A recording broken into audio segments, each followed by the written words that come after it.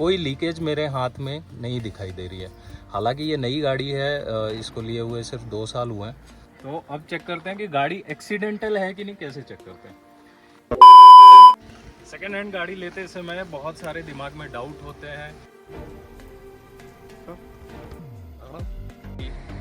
या फिर एक्सीडेंटल होगी, इंश्योरेंस क्लेम हुआ होगा या नहीं हुआ होगा। मजा आया, और मैं ये जो मजा है हिंदुस्तान के हर व्यक्ति को देना चाहता हूं।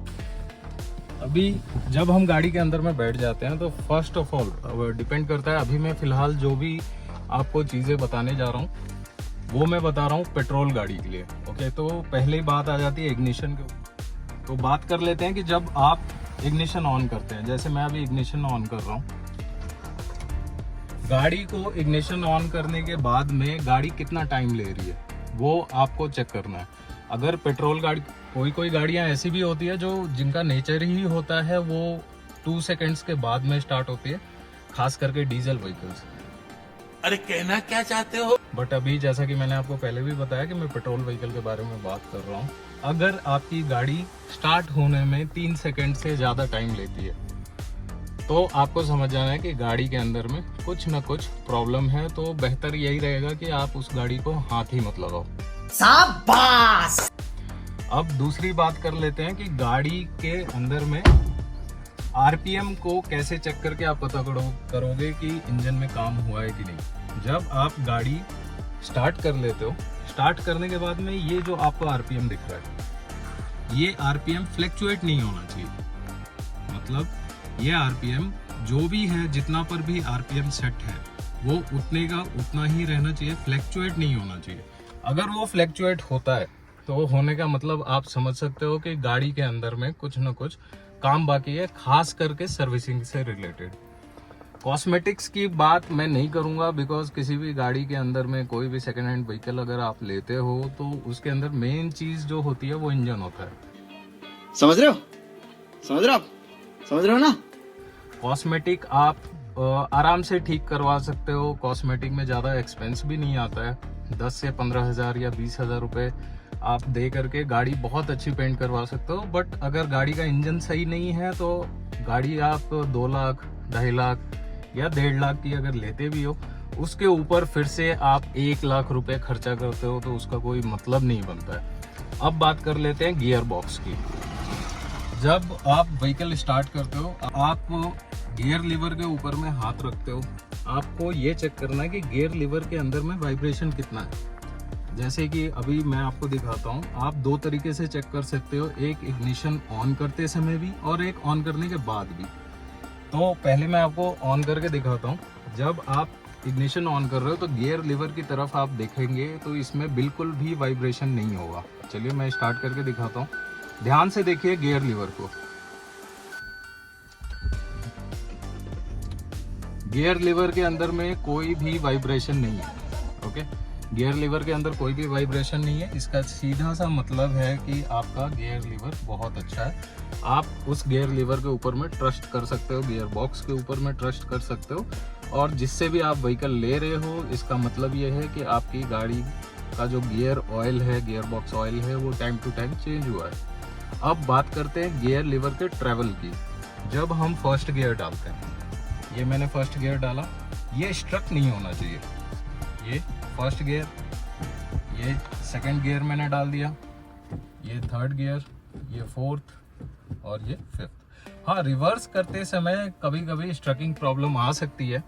वो आप कुछ भी नहीं, ज़रा सा हैंड ब्रेक को नीचे करने के बाद में आप गाड़ी पीछे जाए आगे जाए, उसके बाद में रिवर्स डाल करके आप चेक कर सकते हो कि गाड़ी के अंदर में कोई भी गियर स्टकिंग इशू नहीं है। ओके, अब बात कर लेते हैं स्टीयरिंग की। अब जब हम गाड़ी को चलाते हैं, मैं आपको चला करके दिखाता हूँ। जब हम फर्स्ट गियर डालते हैं, आप स्टीयरिंग को बिल्कुल छोड़ दीजिए। स्टीयरिंग को छोड़ करके आप गाड़ी को आगे बढ़ाइए, बढ़ा करके चेक करिए जो स्टीयरिंग है वो स्टेबल है कि नहीं है। अगर वो स्टीयरिंग हल्का भी ऐसे ऐसे हो रहा है, इसका मतलब कि स्टीयरिंग का जो हाउसिंग होल होता है वो ब्लॉक है, या तो ब्लॉक है या तो रस्ट है, उसके अंदर में रस्टिंग लगी हुई है। इससे आपको ये पता चल जाएगा कि गाड़ी के स्टीयरिंग के अंदर में इशू है। और वैसी गाड़ियों को मैं रिकमेंड करता हूँ कि उन गाड़ियों को आप हाथ ही मत लगाओ, ठीक है, बिकॉज ये बहुत मोटा खर्चा होता है और इस खर्चे से आप बच नहीं सकते हो, ये आपको करवाना ही करवाना पड़ेगा। अब बात करते हैं कि आप क्लच कैसे चेक करोगे।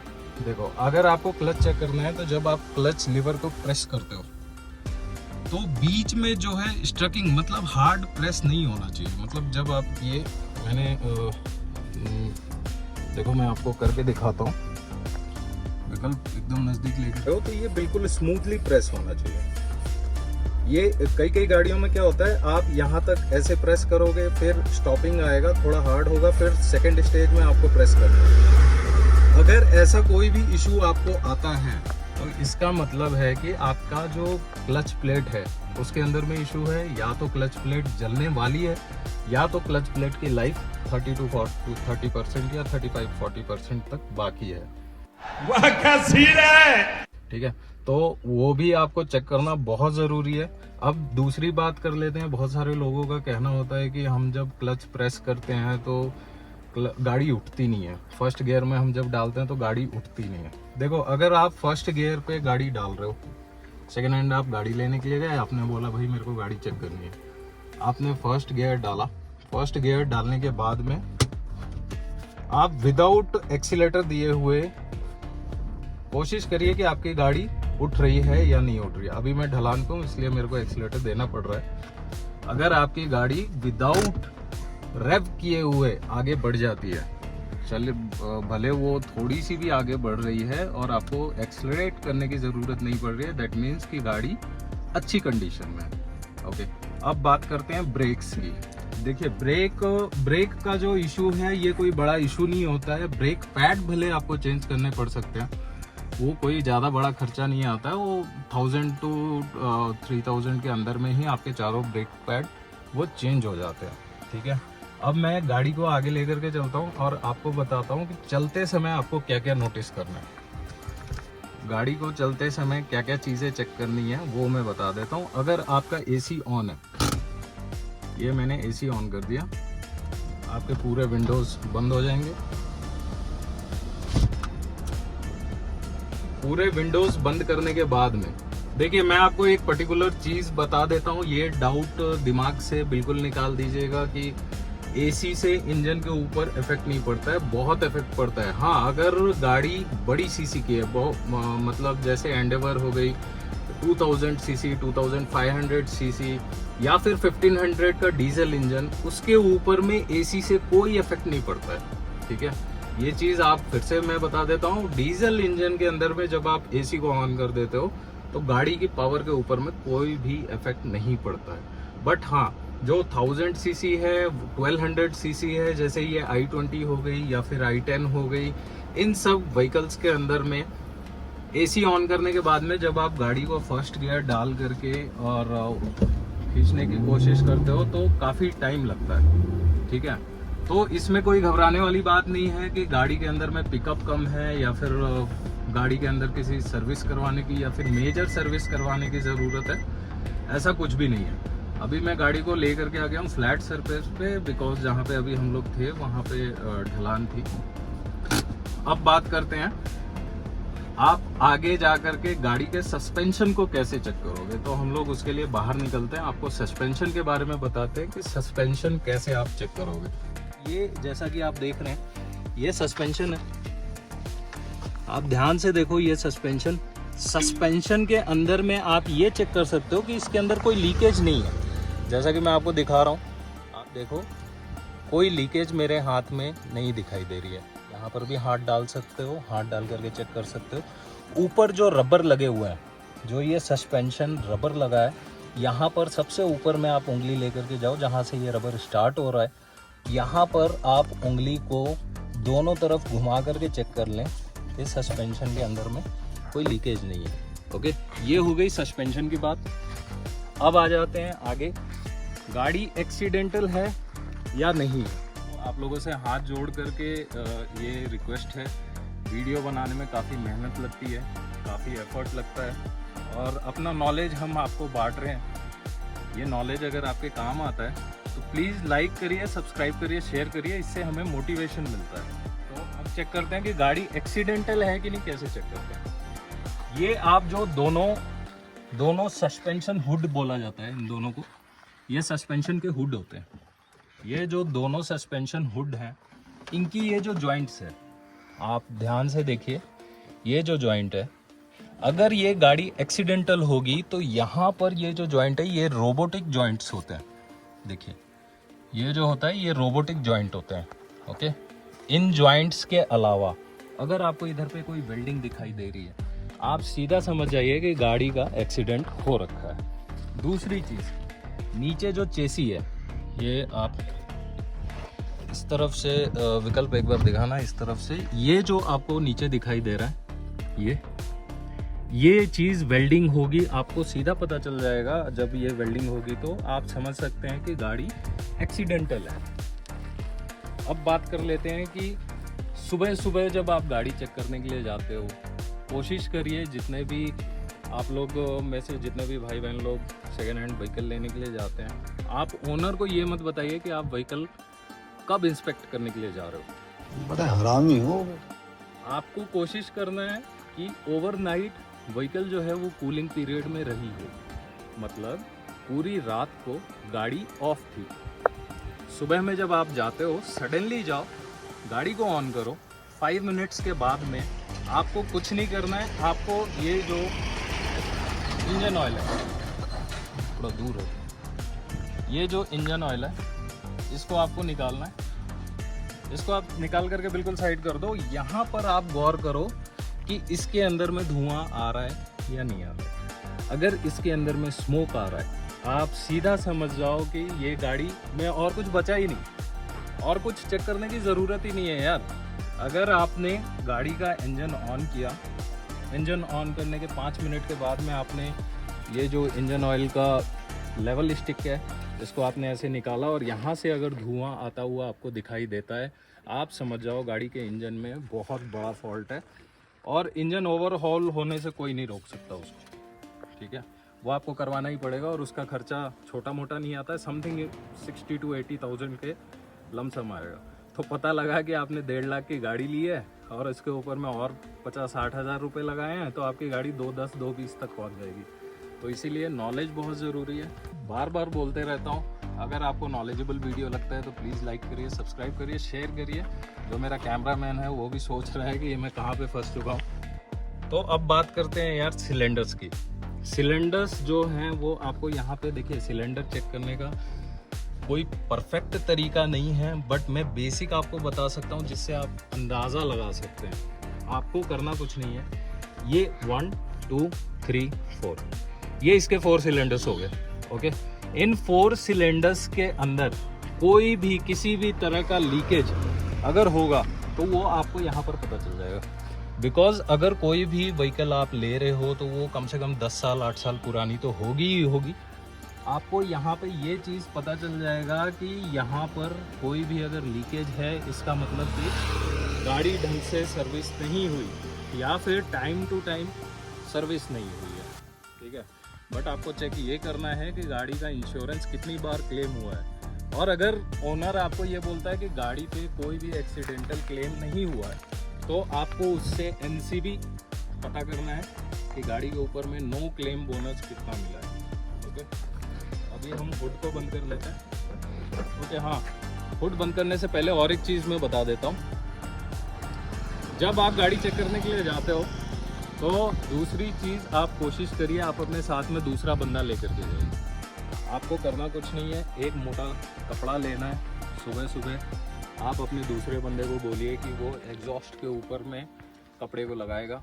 और जैसे कि मैं लेने वाला हूँ, बंदे ने कपड़ा लगा दिया तो मेरे को इधर आना है।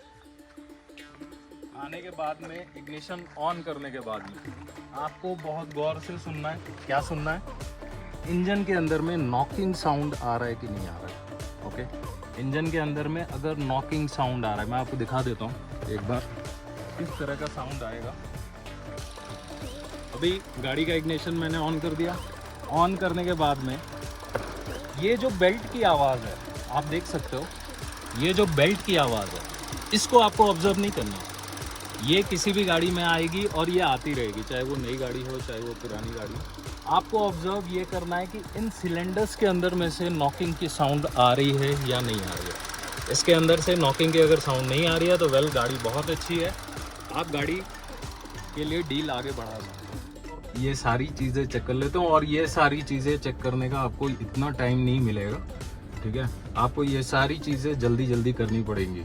तो आप इस चीज़ का बहुत ध्यान रखो कि जब भी आप गाड़ी लेने के लिए जा रहे हो उसके ओनर से आप ये बोलो कि भाई मेरे को गाड़ी तसल्ली से चेक करनी है।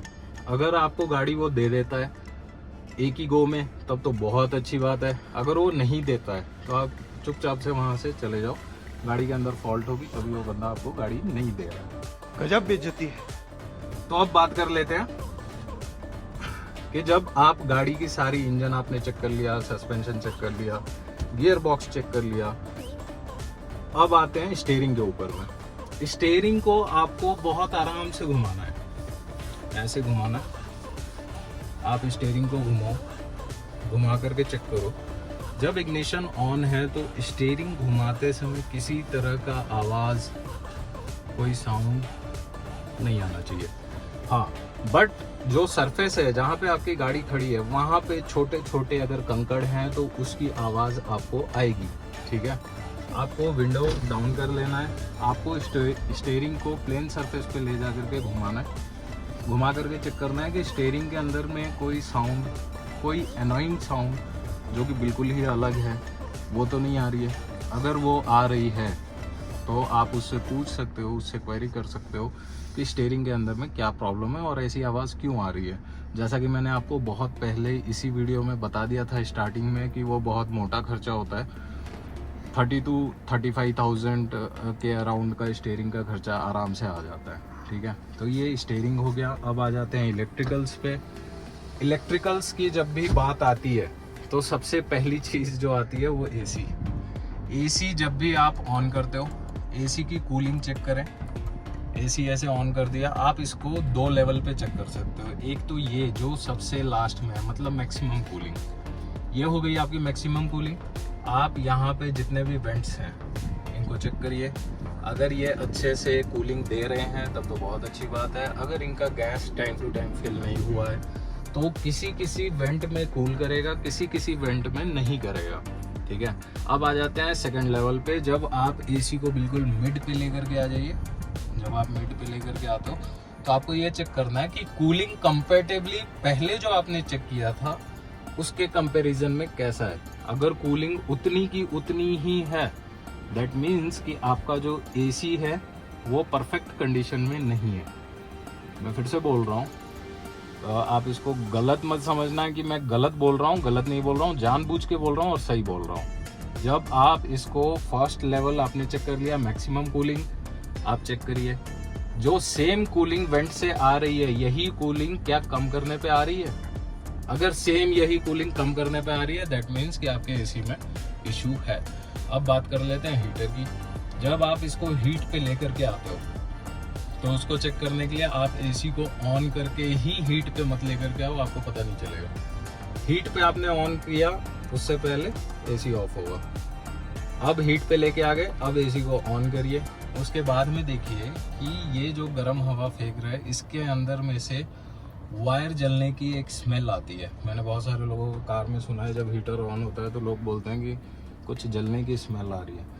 जलने की स्मेल आने का ये मतलब नहीं होता है कि गाड़ी की एसी में प्रॉब्लम है, वो इसलिए आता है क्योंकि हीट का जो नेचर है वो है ही ऐसा, ठीक है।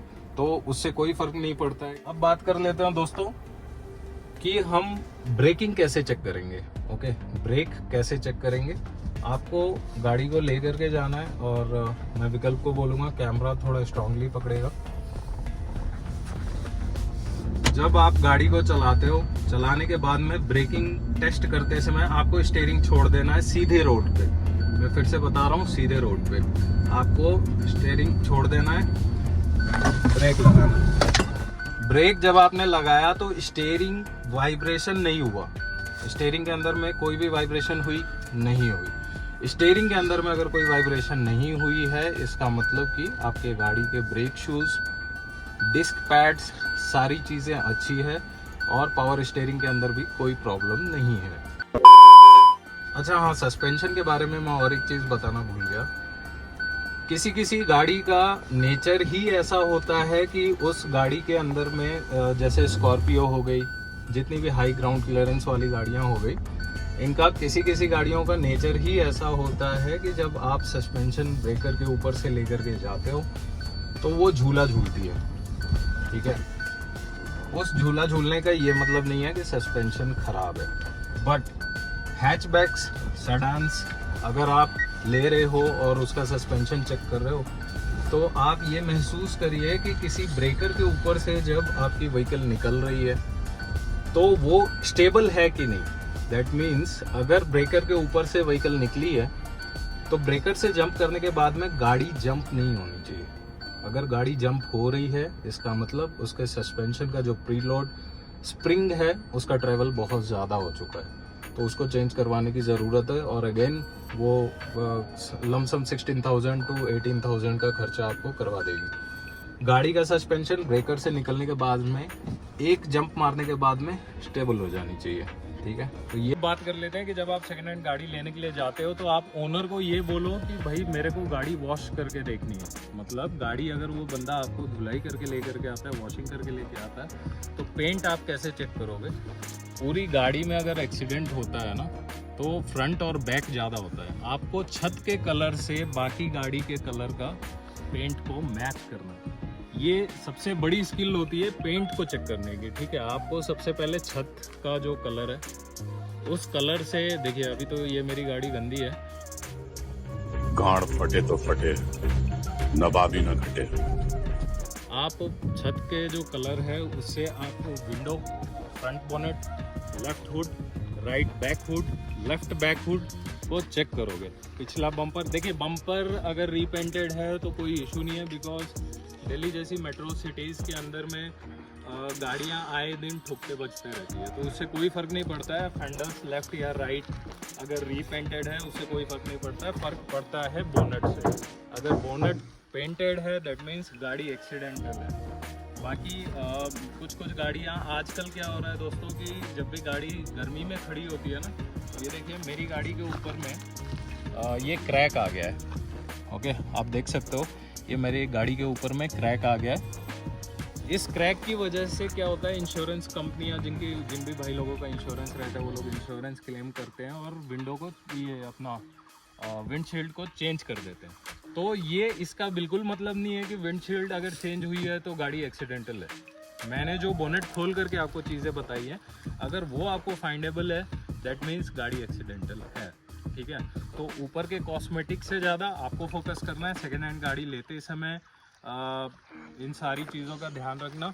वैसे अगर आपको मेरे से सेकेंड हैंड गाड़ी चाहिए पूरे ऑल इंडिया में डिलीवरी के लिए तो आप मेरे को नीचे दिए हुए कॉन्टैक्ट पे नंबर्स पे कॉल कर सकते हो, मेरे को व्हाट्सएप कर सकते हो। और मेरे को थोड़ा टाइम चाहिए बिकॉज गाड़ियाँ 100 होती हैं, 100 गाड़ियों में मुश्किल से 5 गाड़ियाँ सही मिलती है। इधर उधर से सेकेंड हैंड गाड़ियाँ अपने व्यूअर्स को, स्पेशली अपने व्यूअर्स को दिला देता हूँ गाड़ी, और गारंटी के साथ में दिलाता हूँ, और पर्सनली प्रोफेशनल चेक करके फिर मैं गाड़ी डिलीवर करता हूँ। तो आई होप आप लोगों को ये वीडियो अच्छा लगा होगा। अगर आप लोगों को ये वीडियो अच्छा लगा तो प्लीज़ लाइक करिए, सब्सक्राइब करिए, शेयर करिए। कैमरामैन के हाथ बहुत दर्द हो रहा है, तो प्लीज़ उसको मोटिवेट करने के लिए, मुझे मोटिवेट करने के लिए, ताकि मैं अलग अलग कंटेंट, नए नए कंटेंट आपके लिए लाता रहूँ। तब तक के लिए जय हिंद, जय Bharat. So please whatever. Please